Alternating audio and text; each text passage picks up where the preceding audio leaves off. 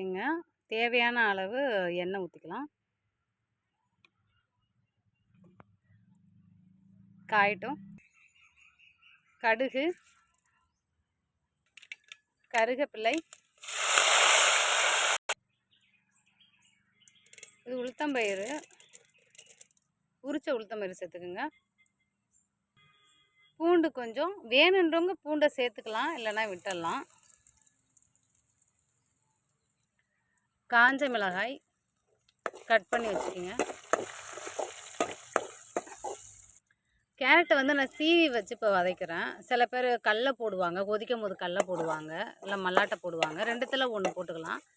இது சீவி வச்சதால நம்ம லைட்டாக கொஞ்சம் என்ன பண்ணிக்கலாம், வறுத்துக்கலாம்.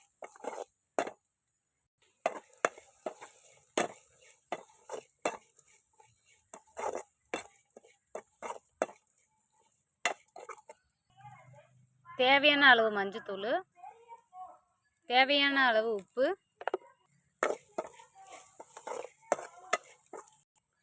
லெமன் தனியாக பிழிஞ்சு வச்சுட்டு நம்ம இதை சேர்த்துக்கலாம்.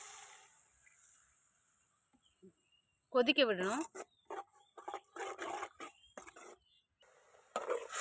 நல்லா கொதிச்சிச்சு, நம்ம இறக்கிக்கலாம். நீங்கள் இறக்கிட்டு சாப்பாட்டை போட்டு கிண்டிக்கலாம்.